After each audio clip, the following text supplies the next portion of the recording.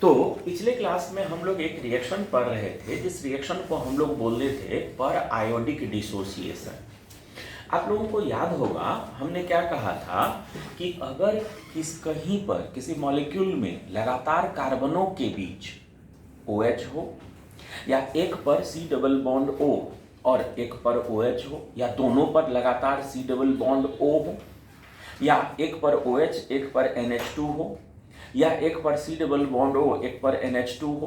अरे बेटा, इन तीनों में OH C double bond O NH2, इन तीनों में कोई भी दो फंक्शनल ग्रुप अगर लगातार कार्बनों पर हो और उनका हम लोग ऑक्सीडेशन करवा दें HiO4 के द्वारा, पर आयोडिक एसिड के द्वारा। एक बात और सुनना, ये HiO4 पर आयोडिक एसिड जो होता है ना, यह वाटर एब्जॉर्ब करने का टेंडेंसी रखता है, और अगर ये 1 मोल वाटर मॉलिक्यूल एब्जॉर्ब कर ले तो फिर इसका फॉर्मूला जो हो जाएगा वो क्या हो जाएगा, H3IO5 हो जाएगा।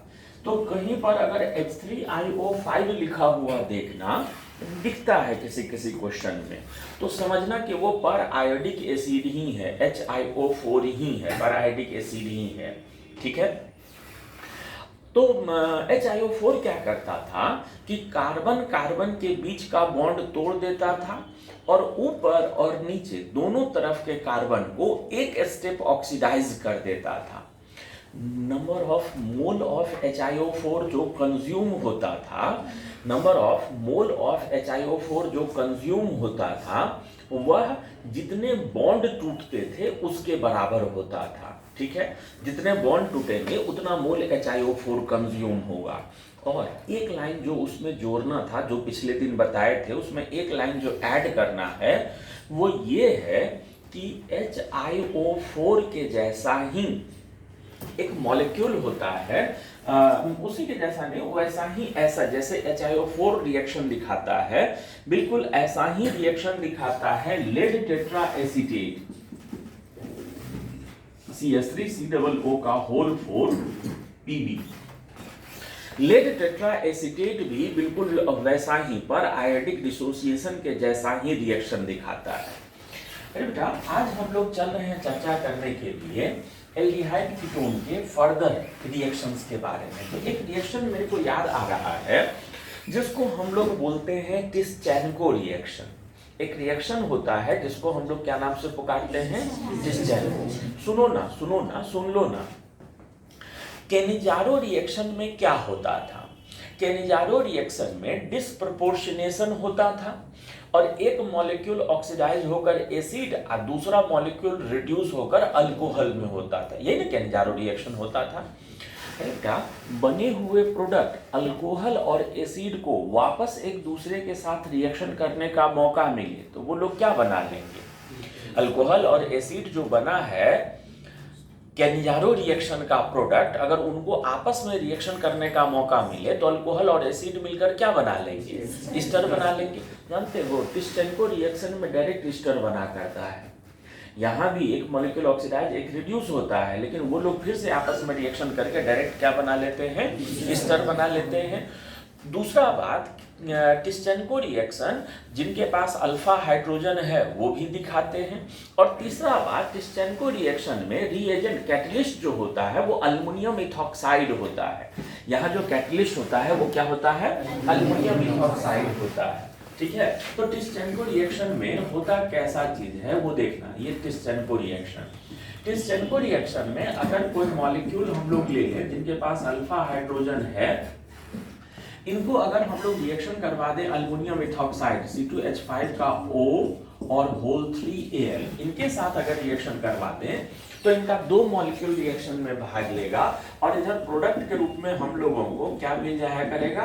तो प्रोडक्ट में रूप में हम लोगों को एक ईस्टर मिल जाता है। प्रोडक्ट के रूप में हम लोगों को मिल जाता है क्या चीज? ईस्टर मिल जाता है। इसी रिएक्शन को हम लोग नाम देते हैं क्या चीज? टिस्चेंको रिएक्शन नाम देते हैं। ठीक है, टिस्चेंको से आगे बढ़ते हैं हम लोग। अरे बेटा, टिस्चेंको रिएक्शन से आगे बढ़ा जाए तो आज हम लोग जिस रिएक्शन के बारे में चर्चा करने चल रहे हैं उस रिएक्शन का नाम होगा ऑक्सीडेशन। हम लोग एल्डिहाइड कीटोन के ऑक्सीडेशन के बारे में चर्चा करने चल रहे हैं। ध्यान देना, हम लोग चर्चा करने चल रहे हैं एसिड के बारे में, तो एल्डिहाइड कीटोन के ऑक्सीडेशन पर बात करने चल रहे हैं। ध्यान दो, जानते हो बेटा, ऑक्सीडेशन में अगर हम लोग बात करें तो एल्डिहाइड और कीटोन के प्रॉपर्टी में अंतर होता है। एल्डिहाइड वाले में कार्बोनाइल सेंटर से एक हाइड्रोजन है, जबकि कीटोन वाले मॉलिक्यूल में कार्बोनाइल सेंटर के पास कोई हाइड्रोजन नहीं है। कोई भी रिएक्शन के कारण ये हाइड्रोजन अगर रिमूव हो रहा हो तो फिर ये क्या हो रहा होगा, ऑक्सीडाइज। तो एल्डिहाइड जो होता है वो आसानी से आगे की तरफ ऑक्सीडाइज हो जाता है, जबकि कीटोन जो होता है वो आसानी से आगे की तरफ ऑक्सीडाइज नहीं होता है, because the carbonyl centre does not have any hydrogen to lose. Okay, तो अगर हम लोग कोई मिल्ड ऑक्सीडाइजिंग एजेंट ले लें, अगर हम लोग कोई बहुत मजबूत नहीं, बहुत मजबूत से थोड़ा कम मजबूत, थोड़ा कम मजबूत, कमजोर नहीं बोल रहे हैं, थोड़ा कम मजबूत शब्द यूज कर रहे हैं, अगर हम लोग थोड़ा कम मजबूत ऑक्सीडाइजिंग एजेंट ले लें तो एल्डिहाइड वाले लोग रिएक्शन दिखाएंगे, जबकि कीटोन वाले लोग रिएक्शन नहीं दिखाएंगे। कहने का मतलब ऑक्सीडेशन वाला रिएक्शन एक ऐसा रिएक्शन होगा जिसमें एल्डिहाइड और कीटोन के बीच में डिफरेंस दिखाया जा सकता है, ठीक है। और इस मामले में जो सबसे पहला रिएक्शन हम लोग चर्चा करने चल रहे हैं, उस रिएक्शन का नाम होगा reaction with Tollens reagent. Reaction with क्या चीज, टॉलेंस रिएजेंट का चर्चा करने चल रहे हैं। तो ऑक्सीडेशन में जो पहला रिएक्शन हम लोग चर्चा करने चल रहे हैं वो होगा क्या चीज, रिएक्शन विथ टॉलेंस रिएजेंट। अरे बेटा, टॉलेंस रिएजेंट क्या होता है, आप लोग नाम सुने हुए हो, इसका चर्चा पूर्व में भी हुआ है, पहले भी हुआ है। टॉलेंस रिएजेंट किसको बोलते हैं, याद है आप लोगों में से किसी को, किसको याद है, बोलो। अरे बेटा, टॉलेंस रिएजेंट बोलते हैं अमोनियाकल सॉल्यूशन ऑफ सिल्वर नाइट्रेट को। टॉलेंस रिएजेंट बोलते हैं हम लोग क्या चीज को, अमोनियाकल सॉल्यूशन ऑफ सिल्वर नाइट्रेट को क्या बोला करते हैं, टॉलेंस रिएजेंट बोला करते हैं, ठीक है। जानते हैं, अगर हम लोग किसी एल्डिहाइड को टॉलेंस रिएजेंट के साथ रिएक्शन करवाते हैं तो वह एल्डिहाइड खुद को ऑक्सीडाइज करके एसिड में बदल लेता है और टॉलेंस रिएजेंट में मौजूद सिल्वर सॉल्ट को सिल्वर के रूप में प्रेसिपिटेट करवा देता है। टॉलेंस रिएजेंट कहने का मतलब क्या चीज, देखो ये जैसे हमारा हो गया एल्डिहाइड और ये हो गया टॉलेंस रिएजेंट। टॉलेंस रिएजेंट होता है डाइएमीन सिल्वर, ये होता है टॉलेंस रिएजेंट। इनको जब हम लोग रिएक्शन करवाते हैं प्लस ये 3OH माइनस, इनको जब हम लोग रिएक्शन करवाते हैं तो यह जो हमारा एल्डिहाइड था ये कन्वर्ट हो गया है क्या चीज में, ये कन्वर्ट हो गया है एसिड के रूप में, और ये जो है वो ये जो हमारा था वह प्रेसिपिटेट हो गया है क्या चीज के रूप में, वह प्रेसिपिटेट हो जाता है सिल्वर के रूप में, ये प्रेसिपिटेट हो जाता है क्या चीज के रूप में, सिल्वर के रूप में, और ये प्लस 4NH3 और प्लस 2H2O। तो ये सिल्वर मिरर फॉर्म होता है, यहाँ पर क्या चीज फॉर्म होता है, सिल्वर मिरर फॉर्म होता है। सुन ना बेटा, जब हम लोग टर्मिनल अल्काइन के रिएक्शन पढ़ रहे थे हाइड्रोकार्बन में, तो वहां भी टॉलेंस रिएजेंट का रिएक्शन बताए थे, लेकिन वहां और यहां में अंतर है, जानते हो।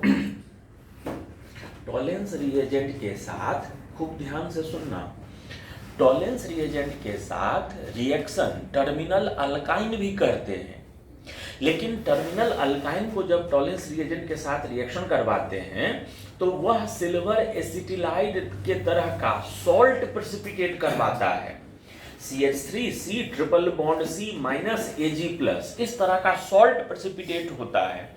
जबकि एल्डिहाइड कीटोन जब टॉलेंस रिएजेंट के साथ रिएक्शन करता है तो यहाँ पर प्योर सिल्वर।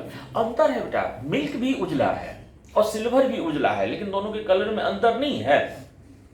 तो वहां जो प्रेसिपिटेट होता था वो मिल्की व्हाइट होता था, जबकि यहाँ पर जो प्रेसिपिटेट होता है वो सिल्वर, इसको बोलते ही है सिल्वर मिरर फॉर्म करना, ठीक है। तो एल्डिहाइड को अगर टॉलेंस रिएजेंट के साथ रिएक्शन करवाएंगे तो क्या चीज बन जाएगा, सिल्वर मिरर का फॉर्मेशन होगा। गल सुन, माने बात सुन, बात ये सुन कि सिर्फ एल्डिहाइड ये टेस्ट दिखाता है ऐसी बात नहीं है, सिर्फ एल्डिहाइड ये टेस्ट दिखाता है ऐसी बात नहीं है। खूब ध्यान से याद रखना, अल्फा हाइड्रोक्सी कीटोन, हमने क्या नाम बोला, अल्फा हाइड्रोक्सी कीटोन, ठीक है। और उसके अलावा फॉर्मिक एसिड भी ये टेस्ट दिखा जाते हैं। कौन कौन दिखा जाता है, अल्फा हाइड्रोक्सी कीटोन, ठीक है। और एसिड में एक फॉर्मिक एसिड भी ये टेस्ट दिखाते हैं। कौन कौन दिखाते हैं, अल्फा हाइड्रोक्सी कीटोन दिखाते हैं, और कौन दिखाता है, तो फॉर्मिक एसिड। फॉर्मिक एसिड में भी ऑक्सीडाइज होकर CO2 में बदलने का टेंडेंसी बड़ा जबरदस्त होता है, इसलिए वो लोग भी ये टेस्ट दिखा जाते हैं। बात समझ में आया। टॉलरेंस टेस्ट, तो इसका मतलब टॉलरेंस टेस्ट कौन कौन हो गया, टॉलरेंस टेस्ट दिखाया जाता है किनके द्वारा, सारे के सारे एल्डिहाइड के द्वारा, प्लस अल्फा हाइड्रोक्सी कीटोन के द्वारा, अल्फा हाइड्रोक्सी कीटोन के द्वारा, और प्लस किनके द्वारा, और प्लस फॉर्मिक एसिड के द्वारा। ये लोग ये टेस्ट दिखाते हैं, टॉलरेंस टेस्ट, ठीक है। तो टॉलरेंस टेस्ट एल्डिहाइड और कीटोन को डिफरेंशिएट करने का एक रिएजेंट होता है। कीटोन ये टेस्ट नहीं, नॉर्मल कीटोन ये टेस्ट नहीं दिखाते हैं, जबकि नॉर्मल एल्डिहाइड्स ये टेस्ट बहुत अच्छे तरीके से दिखा जाते हैं। टॉलरेंस रिएजेंट वाला रिएक्शन समझ में आ गया। अरे बेटा, टॉलरेंस रिएजेंट से हम लोग आगे बढ़ते हैं, टॉलरेंस टेस्ट से आगे बढ़ते हैं, तो अगला जो हम लोग रिएक्शन चर्चा करने चल रहे हैं वो होगा फेलिंग टेस्ट। वो होगा क्या चीज के बारे में, Fehling reaction with Fehling's reagent या फेलिंग सॉल्यूशन। देखना ये फेलिंग सॉल्यूशन क्या होता है। फेलिंग सॉल्यूशन सुनो, फेलिंग सॉल्यूशन हम लोग बोलते हैं क्या चीज, तो फेलिंग सॉल्यूशन बोला जाता है alkaline solution of copper sulphate, ठीक है। Alkaline solution of copper sulphate plus sodium potassium tartrate, और साथ में क्या चीज होता है, सोडियम पोटेशियम टार्टरेट होता है। टार्टरिक एसिड का सोडियम पोटेशियम के साथ बना हुआ सॉल्ट, उसी को हम लोग बोलते हैं सोडियम पोटेशियम टार्टरेट। जानते हो बेटा, सोडियम पोटेशियम टार्टरेट को रॉकल सॉल्ट भी बोलते हैं।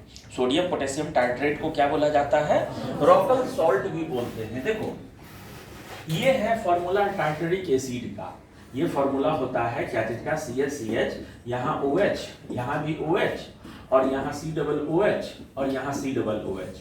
ये फॉर्मूला होता है क्या चीज का, टार्टरिक एसिड का, ठीक है। और टार्टरिक एसिड में ये दोनों हाइड्रोजन हटा दे, एक जगह सोडियम एक जगह पोटेशियम लगा दे, उसी को सोडियम पोटेशियम टार्टरेट, या इसी को हम लोग बोलते हैं क्या चीज, इसी को हम लोग बोलते हैं रॉकल सॉल्ट भी बोलते हैं, ठीक है। तो फेलिंग सॉल्यूशन जो हम लोग बोले थे वो क्या बोले थे, हम बोले थे alkaline solution of copper sulphate plus sodium potassium tartrate को हम लोग बोलते हैं क्या चीज, रॉकल सॉल्ट बोलते हैं। जानते हो बेटा, फिर लैब में जब फेलिंग टेस्ट करवाते हैं ना, तो फेलिंग सॉल्यूशन बनाकर नहीं रखते हैं। कॉपर सल्फेट अल्कली मिला हुआ एक बर्तन में, सोडियम पोटेशियम टार्टरेट एक बर्तन में, ठीक है। और टेस्ट जिसमें टेस्ट करना है उसमें दोनों को मिला देते हैं। तो एक को लैब में फेलिंग A बोलते हैं और एक को लैब में फेलिंग B मिलता है। जब दोनों को मिला देते हैं, अल्कलाइन कॉपर सल्फेट और सोडियम पोटेशियम टार्टरेट को मिलाएंगे तब ना बनेगा फेलिंग सॉल्यूशन। तो फेलिंग A फेलिंग B नाम का अगर कहीं क्वेश्चन देखने को मिले तो समझना कि फेलिंग सॉल्यूशन के दो जो मेजर कंपोनेंट हैं उनको शुरू में सेपरेटली रखा जाता है, टेस्ट के समय ही मिलाया जाता है, तो उन्हीं को फेलिंग A और फेलिंग B के नाम से पुकारा गया है। सुनो होता क्या है, फेलिंग सॉल्यूशंस को जब फेलिंग सॉल्यूशन के कंपोनेंट्स को जब मिलाते हैं तो वो लोग आपस में रिएक्शन करके CuO बना लेता है।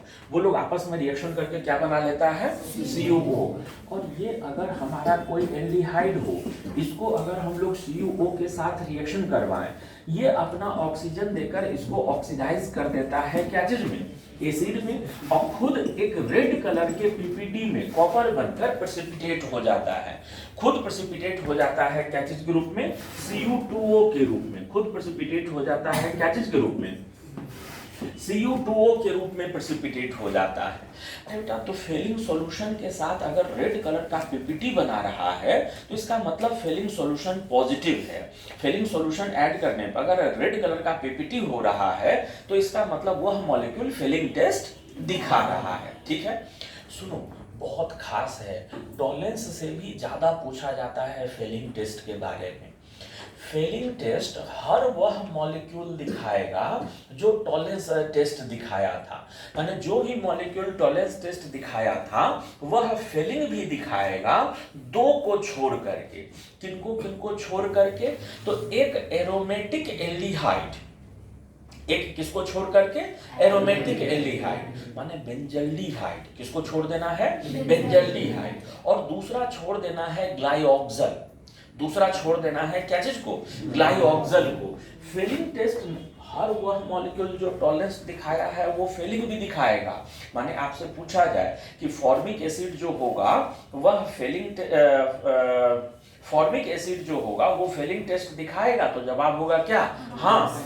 फेलिंग टेस्ट नहीं दिखाता है सिर्फ दो मॉलिक्यूल। कौन कौन?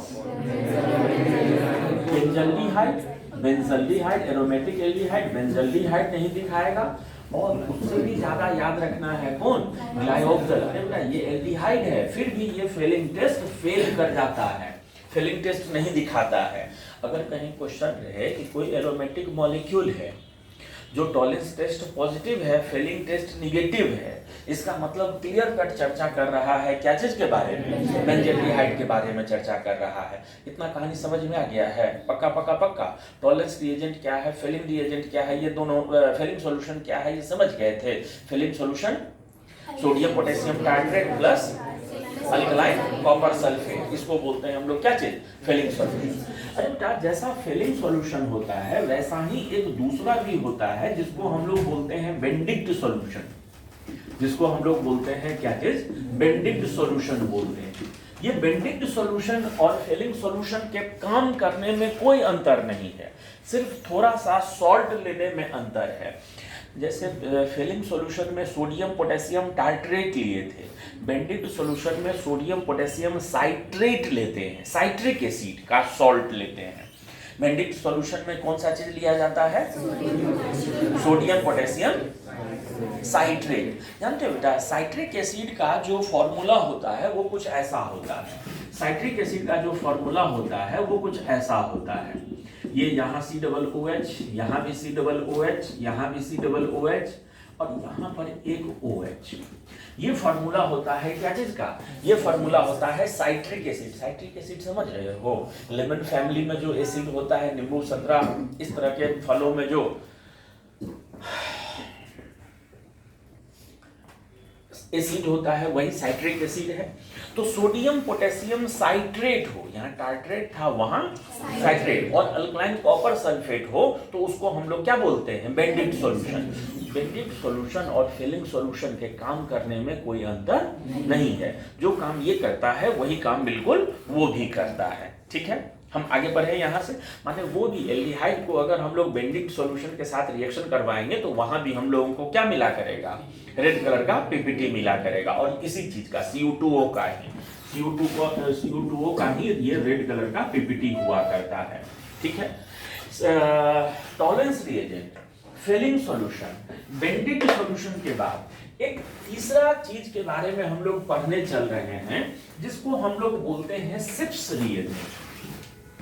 जिसको हम लोग क्या नाम से पुकारते हैं? सिप्स रिएजेंट के नाम से पुकारते हैं।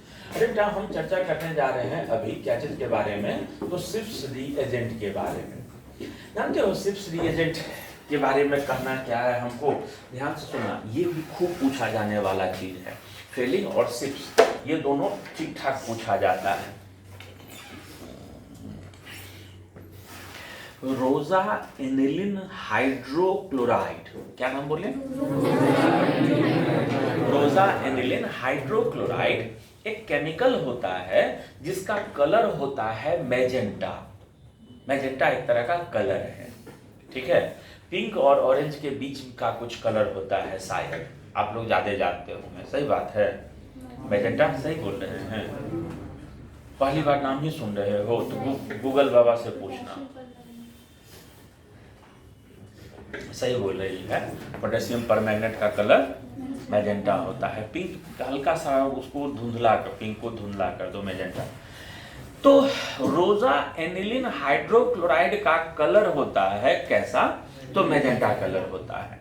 उसके मैजेंटा कलर को अगर हम लोग SO2 गैस पास करवाकर डिकलराइज कर दें, उसके मैजेंटा कलर को हम क्या कर दें? SO2 गैस पास करवाकर क्या कर दें? डिकलराइज कर दें। मैजेंटा कलर को अगर SO2 गैस पास करवा के डिकलराइज कर दें तो ये कलरलेस सॉल्यूशन को ही हम लोग बोलते हैं सिप्स रिएजेंट। वो कलरलेस वाला सॉल्यूशन जो हो बन गया है उसी को हम लोग क्या नाम से पुकारते हैं? सिप्स रिएजेंट के नाम से पुकारते हैं। और सुन लो ना, अगर हम लोग किसी एल्डिहाइड को सिप्स रिएजेंट के साथ रिएक्शन करवाएं तो उसका मैजेंटा कलर रीगेन हो जाता है, वापस आ जाता है। Aldehyde restores the magenta colour of Schiff's reagent. एक चीज नोटिस करना, यहाँ पर कोई फॉर्मिक एसिड या कोई अल्फा हाइड्रोक्सी कीटोन नहीं दिखाता है। अगर कोई भी मॉलिक्यूल सिप्स टेस्ट दिखा गया तो वो निश्चित रूप से कोई ना कोई एल्डिहाइड ही होगा। ये बात ध्यान दिए। सिप्स टेस्ट दिखाना एक एश्योरेंस देता है आपको कि जो मॉलिक्यूल आपके टेस्ट के अंडर है, जिस मॉलिक्यूल को आप ऑब्जर्व कर रहे हैं, वो जरूर कोई ना कोई एल्डिहाइड ही होगा। ठीक है, ये बात समझ में आ रहा है? जानते हो बेटा, उन लोगों में अल्फा हाइड्रोक्सी कीटोन इन्वॉल्व था, यहाँ अल्फा हाइड्रोक्सी कीटोन नहीं है। इस चीज का भी कारण है, जिस दिन बायोमॉलिक्यूल्स हम लोग पढ़ रहे होंगे तो वहां पर हम लोगों को एक रीअरेंजमेंट पढ़ना होता है, उसमें इसका जवाब मिल जाएगा। बायोमॉलिक्यूल्स के दिन इसका आंसर हम बताएंगे कि अल्फा हाइड्रोक्सी कीटोन का क्या ड्रामा है। ठीक है, तो तब तक के लिए याद रखना क्या चीज, टॉलेंस रिएजेंट में अल्फा हाइड्रोक्सीटोन फॉर्मिक एसिड भी इन्वॉल्व होता है, फेलिंग सॉल्यूशन में ये भी इन्वॉल्व होते हैं, लेकिन फेलिंग सॉल्यूशन नहीं दिखाते हैं कौन कौन से मॉलिक्यूल? एरोमेटिक एल्डिहाइड और ग्लाइऑक्सल नहीं दिखाते हैं। ठीक है, और सिप्स रिएजेंट दिखाया जाता है किनके द्वारा? तो सिप्स रिएजेंट दिखाया जाता है किनके द्वारा? एल्डिहाइड्स के द्वारा, ओनली एल्डिहाइड्स के द्वारा। ठीक है, ये हम लोग चर्चा कर रहे थे ऐसे रिएक्शंस के बारे में जो सिर्फ और सिर्फ दिखाया जाता है किनके द्वारा? एल्डिहाइड्स के द्वारा दिखाया जाता है। हाँ, हम अभी बात करते हैं थोड़ा सा ऑक्सीडेशन ऑफ कीटोन के बारे में। हम अभी बात करने चल रहे हैं क्या चीज के बारे में? तो ऑक्सीडेशन ऑफ कीटोन के बारे में। अरे बेटा गौर करना सभी लोग, ऑक्सीडेशन ऑफ कीटोन पर बात करने जा रहे हैं। जानते बेटा, कोई भी अगर हम लोग कीटोन लिए हुए हों, कोई भी अगर कीटोन लिए हुए हों हम लोग, तो कीटोन का ऑक्सीडेशन कतई आसान नहीं होता है। अच्छा, अगर हम ये बात बोले कि कीटोन का ऑक्सीडेशन आसान नहीं होता है तो इसमें अपने आप में दोनों मैसेज छुपा हुआ है। होता तो है अपने आप में दोनों मैसेज, नहीं है आसान नहीं है, ठीक है, लेकिन नहीं होता है ऐसी बात भी नहीं है। जानते हो बेटा, अगर इसको हम लोग बहुत मजबूत ऑक्सीडाइजिंग एजेंट मिलाकर इसको हीट कर दें, बहुत ज्यादा मजबूत ऑक्सीडाइजिंग एजेंट मिलाकर अगर इसको हीट कर दिया जाए तो बॉन्ड डिसोसिएशन के साथ इसका ऑक्सीडेशन होता है, मॉलिक्यूल टूटने के साथ इसका ऑक्सीडेशन होता है, पहली बात। और बॉन्ड किधर से टूटे? कार्बोनाइल सेंटर के उत्थे की इत्थे। इससे रिलेटेड एक रूल होता है जिसको हम लोग बोलते हैं पोपॉप्स रूल, जिसको हम लोग क्या नाम से पुकारते हैं? पोपॉप्स रूल के नाम से पुकारते हैं। POPOFF''S, POPOFF''S, पोपॉप्स रूल बोलते हैं। अरे बेटा, पोपॉप्स रूल बहुत हार्ड एंड फास्ट रूल नहीं है, माने ये रूल बोल दिए तो ये 100% वैसा ही प्रोडक्ट दे, ऐसा नहीं है, बहुत कड़ा नियम नहीं है। ठीक है, लेकिन पोपॉप्स रूल का कहना है कि डिसोसिएशन ऑफ कार्बोनाइल सेंटर, जो डिसोसिएशन जो बॉन्ड का होगा उसमें कार्बोनाइल कार्बन जाएगा with smaller alkyl. Carbonyl carbon जो होगा वो किसके साथ जाएगा? वो जाएगा उसके साथ जिसके पास अल्काइल ग्रुप क्या है? छोटा है। पोपॉप्स रूल में कहा गया है कि जो कार्बोनाइल सेंटर होता है वो किसके साथ जाएगा? वो उसके साथ जाएगा जिसका अल्काइल ग्रुप क्या है, छोटा है। अरे बेटा इसमें देखो कार्बोनाइल के सेंटर दोनों तरफ, एक तरफ 2 कार्बन वाला, एक तरफ 1 कार्बन वाला, क्या लगता है किधर की तरफ जाना चाहिए, इधर की तरफ। तो जब इसका ऑक्सीडेशन करेंगे तो जो मेजर प्रोडक्ट होगा, तो इसके साथ अगर ये कार्बोनाइल गया तो यहां से बॉन्ड टूटा, उधर भी 2 कार्बन, इधर भी 2 कार्बन, माने 2 मोल बन गया है 2 कार्बन वाला एसिड। इसी को हम लोग नाम देते हैं क्या चीज, पोपॉप्स रूल। ठीक है ये बनेगा, लेकिन साथ में माइनर प्रोडक्ट यहाँ भी बॉन्ड डिसोसिएशन वाला ठीक ठाक मात्रा में बना करेगा। ठीक है, बात समझ में आ गया। तो इसको हम लोग बोलते हैं ऑक्सीडेशन ऑफ कीटोन, पोपॉप्स रूल। सुन ना बेटा एक बात यहीं पर थोड़ा सा, कीटोन का अगर ऑक्सीडेशन करवाना हो और वो अगर कोई मिथाइल कीटोन हो, वो अगर कैसा कीटोन हो, मिथाइल कीटोन हो, जैसे CH3 C double bond CH3 CH2 करते, वही वाला कीटोन ले लें, ऊपर वाला जो था ये CH3 CH2 C double bond O CH3। Methyl ketones का अगर ऑक्सीडेशन करवाना है तो फिर एक उपाय हमारा आइडोफॉर्म रिएक्शन भी है। आइडोफॉर्म रिएक्शन में क्या क्या लेते थे याद है, इसको रिएक्शन करवा देते थे I2 प्लस NaOH के साथ, तो कार्बोनाइल के बगल वाला मिथाइल हेलोफॉर्म में बदल जाता था। ये हेलोफॉर्म बनकर येलो कलर का पीपीटी बना लेगा और rest of the molecule oxidise हो जाता था क्या चीज में, एसिड में ऑक्सीडाइज। याद आ रहा है हेलोफॉर्म रिएक्शन। हेलोफॉर्म रिएक्शन में क्या होता था कि जो कार्बोनाइल के बगल वाला मिथाइल होता था वो आइडोफॉर्म में बदल जाता था, आइडोफॉर्म रिएक्शन याद कीजिए, और बचा हुआ पार्ट जो होता था वो बदल जाता था क्या चीज में, एसिड में।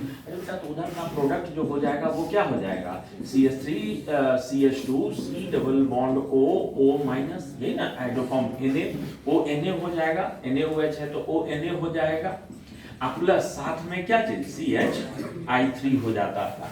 तो हम लोग अगर मिथाइल कीटोन्स हो तो उनका रिएक्शन आइडोफॉर्म रिएक्शन के द्वारा भी अचीव कर सकते हैं। इतना कहानी समझ में आ गया सभी लोगों को, पक्का पक्का पक्का। हम आगे बढ़ते हैं।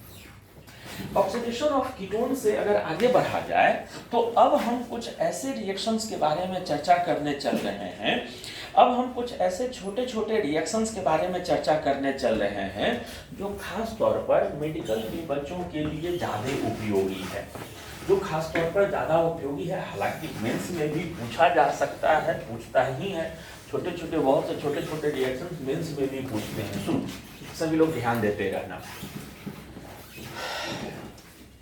40% एक्वस सॉल्यूशन ऑफ फॉर्मल्डिहाइड, माने फॉर्मल्डिहाइड में 60% वाटर और 40% एक्वस माने 40% पानी, 40% पानी और 60% फॉर्मल्डिहाइड।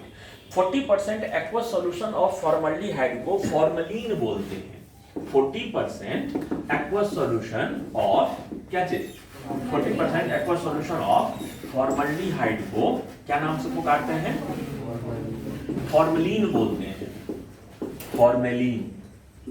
और जानते हो बेटा इसका यूज होता है डेड बॉडीज को प्रिजर्व करने के लिए। कभी स्कूल में या कॉलेज के जूलॉजिकल लैब में अगर जाओगे तो बहुत सारे zoological specimens, starfish, snake, frog, इस तरह के चीजों को एक सॉल्यूशन में डुबा कर रखा रहता है।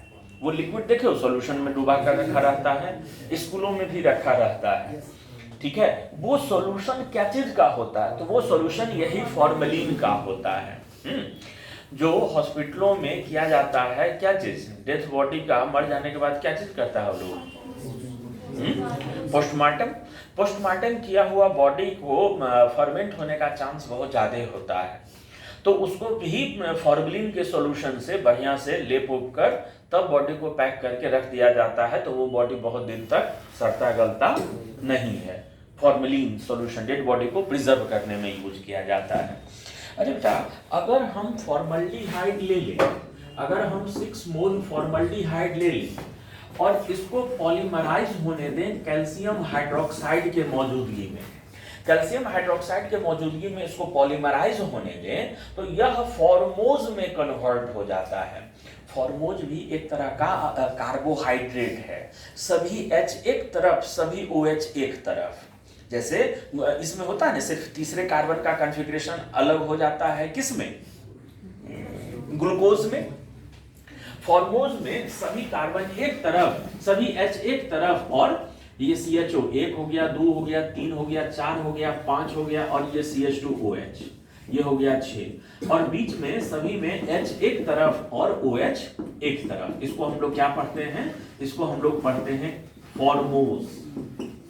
इसका नाम हो जाता है क्या चीज, फॉर्मोज हो जाता है। तो अगर हम लोग फॉर्मल्डिहाइड को HCHO के प्रेजेंस में पॉलीमराइज होने दें तो वो फॉर्मोज में कन्वर्ट हो जाता है, ठीक है। जानते हो बेटा, अगर हम लोग क्या करें कि गैसियस फॉर्मल्डिहाइड को बहुत ज्यादा दिनों तक रहने दें, गैसियस फॉर्मल्डिहाइड को HCHO, गैसियस फॉर्मल्डिहाइड को कम टेम्परेचर पर बहुत ज्यादा टाइम के लिए छोड़ दें, तो यह ट्राइमराइज हो जाता है। यह हो जाता है क्या चीज, ट्राइमराइज हो जाता है, और ये बदल जाता है क्या चीज में, ये बदल जाता है ट्राइऑक्सेन में। ये बदल जाता है क्या चीज में, ट्राइऑक्सेन। ये बदल जाता है ट्राइऑक्सेन में। जानते हो क्या, ये ट्राइऑक्सेन जो है, ट्राइऑक्सेन तो लोगों को बताए थे ऑक्सेन क्या होता है, ऑक्सलोन क्या हो, ऑक्सोन क्या होता है, ऑक्सीरेन क्या होता है, और ऑक्सीटेन क्या होता है। 3 मेंबर्ड साइक्लिक रिंग, एक ऑक्सीजन रहे साथ में, तो उसको हम लोग ऑक्सीरेन बोलते हैं। हाँ, इस तरह से एक बार बताए थे, 4 मेंबर रिंग, एक ऑक्सीजन रहे, 5 मेंबर रिंग, एक ऑक्सीजन रहे, 6 मेंबर रिंग, एक ऑक्सीजन रहे, 6 मेंबर रिंग, एक ऑक्सीजन रहे, तो उसको ऑक्सोन बोलते हैं। 6 मेंबर रिंग, 2 ऑक्सीजन रहे तो डाइऑक्सेन बोलते हैं। ये जो मॉलिक्यूल हो जाएगा इसका नाम क्या हो जाएगा, डाइऑक्सेन। 6 मेंबर रिंग हो, 3 ऑक्सीजन हो तो उसको ट्राइऑक्सेन बोलते हैं। तो इसका नाम हो जाता है क्या चीज, ट्राइऑक्सेन, ठीक है। और ट्राइऑक्सेन को पाराफॉर्मल्डिहाइड भी बोलते हैं। ये ट्राइऑक्सेन जो बनता है इसका एक नाम हम लोग क्या बोलते हैं, इसको हम लोग पाराफॉर्मल्डिहाइड भी बोला करते हैं, ठीक। तो ये ट्राइऑक्सेन में कन्वर्ट हो जाता है। पाराफॉर्मल्डिहाइड के नाम से भी इसको पुकारते हैं, पाराफॉर्मल्डिहाइड भी इसको बोलते हैं, और ट्राइऑक्सेन भी बोलते हैं। अरे बेटा जानते हो, अगर हम लोग एसिटल्डिहाइड ले लें, फॉर्मल्डिहाइड नहीं, अगर हम लोग क्या ले लें, एसिटल्डिहाइड ले लें, और इसको रूम टेम्परेचर पर एसिड कैटलिस्ट के मौजूदगी में ट्राइमराइज होने दें, CH3CHO ले लें, और इसको रूम टेम्परेचर पर एसिड कैटलिस्ट के मौजूदगी में इसको ट्राइमराइज होने दें, तो यह बदल जाता है पाराल्डिहाइड में। ये बदल जाता है क्या चीज में, पाराल्डिहाइड। पाराल्डिहाइड का स्ट्रक्चर जो होता है वो ऐसा हो जाता है, ये CH और हर CH पर एक एक लगा हुआ होगा क्या चीज, ये CH3, ये पाराल्डिहाइड में कन्वर्ट हो जाता है। अगर हम लोग एसिटल्डिहाइड, हमको थोड़ा सा मजबूरी है, ऊपर मिटाना पड़ेगा, तो ऊपर मिटाते हुए हम आगे बढ़ते हैं, ध्यान देना। अगर हम लोग एसिटल्डिहाइड ले लें और कम टेम्परेचर, रूम टेम्परेचर पर नहीं, लो टेम्परेचर पर उसको पॉलीमराइज होने दें, अगर हम लोग एसिटल्डिहाइड ले लें और इसको लो टेम्परेचर पर अगर इसको हम लोग छोड़ दें, तो यह टेट्रामेराइज होकर कन्वर्ट हो जाता है मेटल्डिहाइड में। यह टेट्रामेराइज होकर कन्वर्ट हो जाता है क्या चीज में, यह टेट्रामेराइज होकर कन्वर्ट हो जाता है क्या में, मेटल्डिहाइड में। 4 मॉलिक्यूल ये होता है, इसमें टेट्रामेराइज हुआ रहता है। अब इसको हम लोग बोलते हैं मेटल्डिहाइड, इसका नाम हो जाता है क्या चीज, इसको हम लोग मेटल्डिहाइड बोला करते हैं, ठीक है।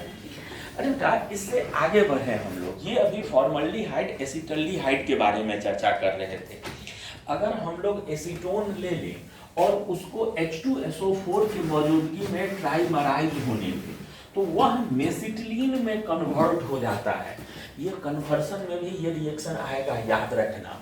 कौन सा रिएक्शन बोले थे, अगर हम लोग एसीटोन ले लें और एसीटोन को हम लोग H2SO4 के मौजूदगी में ट्राइमराइज होने दें, तो यह ट्राइमराइज होकर इधर बदल जाता है क्या चीज में, मेसिटिलीन में। जानते हो क्या, मेसिटिलीन बोलते हैं हम लोग बेंजीन रिंग में अगर अगर 3 CH3 ग्रुप लगा हुआ हो ना, तो इसी का नाम हो जाता है क्या चीज, इसी का नाम हो जाता है मेसिटिलीन हो जाता है। इसी को हम लोग क्या नाम से पुकारते हैं, मेसिटिलीन।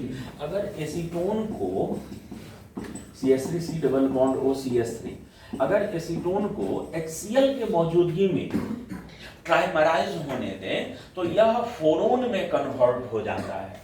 यह कन्वर्ट हो जाता है क्या चीज में, यह कन्वर्ट हो जाता है CH3 C double bond O CH गड़बड़ हो गया, गड़बड़ हो गया, CH3 C double bond O होना चाहिए था, यहाँ पर CH रहने देते हैं तो ये C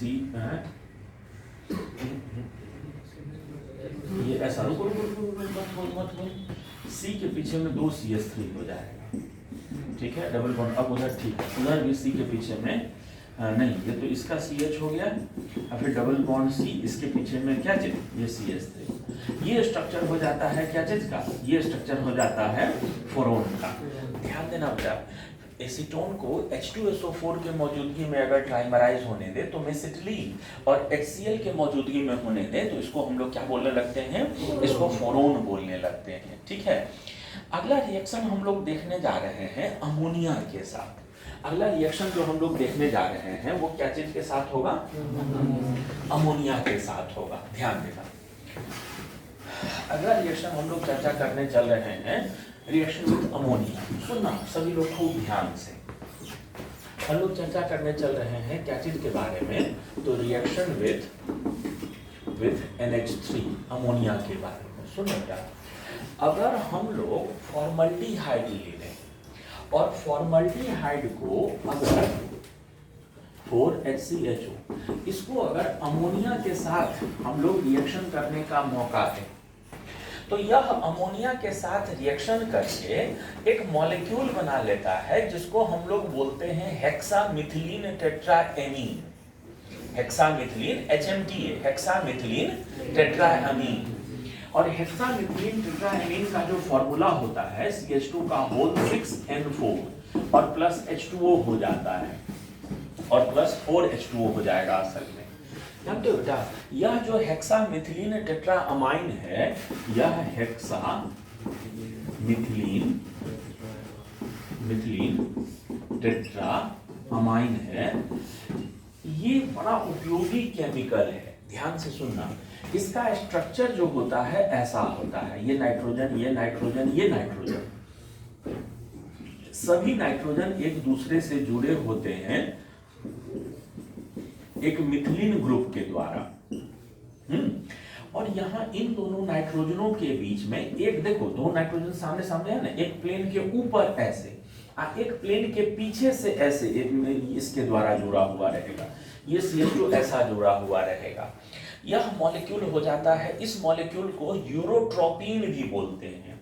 ये जो मॉलिक्यूल आपके सामने लिखा हुआ है इसको बोला जाता है क्या चीज, यूरोट्रोपिन भी बोला जाता है, ठीक है। सुन बेटा, यूरोट्रोपिन नाम बोलते हैं जब इसका यूज मेडिसिन के रूप में होता है। यह केमिकल यूज किया जाता है यूरिनल डिसऑर्डरनेस, यूरिनल इन्फेक्शन के ट्रीटमेंट में यूज किया जाता है। कुछ गठिया, कुछ तरह के गठिया, गॉट के इलाज में भी इसका यूज किया जाता है, ठीक है। और अगर इसको हम लोग HNO3 से रिएक्शन करवा लें, अगर इसको हम लोग क्या चीज से रिएक्शन करवा लें, HNO3 से रिएक्शन करवा लें, तो यही फिर RDX में बदल जाता है, यही फिर कन्वर्ट हो जाता है क्या चीज में, RDX में भी कन्वर्ट हो जाता है। तो इसके ये सारे यूज और मिस यूज हो गए हैं। हम लोग अभी रिएक्शन कर रहे थे, चर्चा कर रहे थे क्या चीज के बारे में, तो अमोनिया के साथ रिएक्शन किसका, फॉर्मल्डिहाइड का। याद रहा, ये बहुत इंपॉर्टेंट, याद रखना सभी लोग। अगर हम लोग फॉर्मल्डिहाइड का रिएक्शन करवा देते हैं अमोनिया के साथ तो क्या बन जाता है, यूरोट्रोपिन, हेक्सामिथिलीन टेट्राएमीन बन जाता है। लेकिन दवा का ही नाम यूरोट्रोपिन नाम से आता है। यूरोट्रोपिन एक दवा है, दवा का नाम ही ये केमिकल यूज किया जाता है। यूरोट्रोपिन दवा का नाम है, यूरोट्रोपिन नाम से इसका मेडिसिन में यूज किया जाता है। हम आगे बढ़ते हैं। अरे क्या आगे बढ़ा जाए, इसमें आगे बढ़े हम लोग, तो ये तो फॉर्मल्डिहाइड का रिएक्शन हम लोग लिखे ना। अगर हम लोग एसिटल्डिहाइड लिए हुए हों अगर हम लोग यहाँ पर क्या ले लें, अगर हम लोग एसिटल्डिहाइड ले लें और इसको अगर अमोनिया से रिएक्शन करवा दें तो इसका रिएक्शन बड़ा सिंपल होता है। जैसे अमोनिया डेरिवेटिव का रिएक्शन होता था ना, ये दोनों हाइड्रोजन ये ऑक्सीजन निकल जाता था वाटर बनकर। अरे बेटा वहां भी रिएक्शन का शुरुआत वैसा ही होता है, लेकिन यहाँ भी जैसे यहाँ पर रिएक्शन होगा तो उधर का प्रोडक्ट क्या बन जाएगा, उधर का प्रोडक्ट हो जाएगा ये दोनों H2 और ये O वाटर बनकर और ये नाइट्रोजन इस कार्बन के साथ डबल बॉन्ड बनकर। तो यहाँ ये कैसा हो जाएगा CH3CH डबल बॉन्ड N और ये क्या चीज OH, ऐसा चीज बन जाता है। तो शुरू में वहां भी वही चीज बना था, लेकिन वो जो पहला प्रोडक्ट बना था वो हेक्सामेराइज होकर यूरोट्रोपिन में कन्वर्ट हो जाता है। शुरू में यही चीज बनता है, ऊपर में भी ऐसा ही, यही नहीं ऐसा ही चीज बनता है फॉर्मल्डिहाइड का, लेकिन वो हेक्सामेराइज होकर उसमें एसिटल्डिहाइड में जो ये बना है एल्डी इमाइन बोलते हैं इसको, हम लोग क्या बोला करते हैं, सॉरी ये OH कहां से आएगा, ऑक्साइन हो जाता है। ये तो ये NH C double bond NH को हम लोग इमाइन फंक्शनल ग्रुप नहीं बोलते थे, और एसिटल्डिहाइड का है तो इसलिए इसका नाम क्या हो जाएगा, एल्डी इमाइन हो जाता है, एसिटल्डी इमाइन हो जाएगा। जानते हो बेटा अगर हम लोग यहाँ पर